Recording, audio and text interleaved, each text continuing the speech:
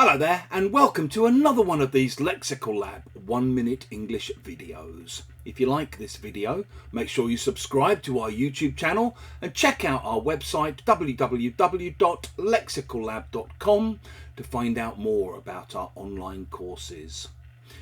If you watched my last video, you'll remember that I was talking about a classroom discussion where we were trying to work out whether the number of people in the UK who wanted to do away with the royal family had gone up or down over recent years.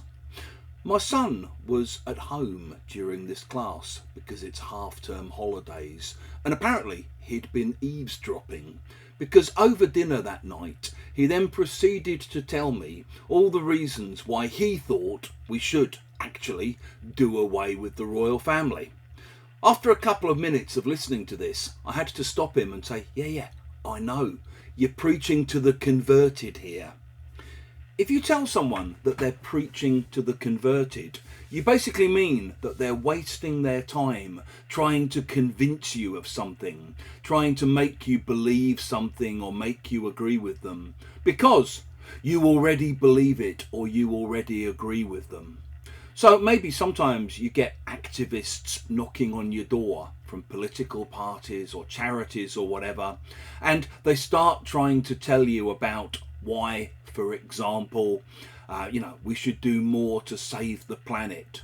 You might be someone who donates to Greenpeace and you might have to stop them and say, hey, listen, yeah, I'm with you already. You're preaching to the converted here.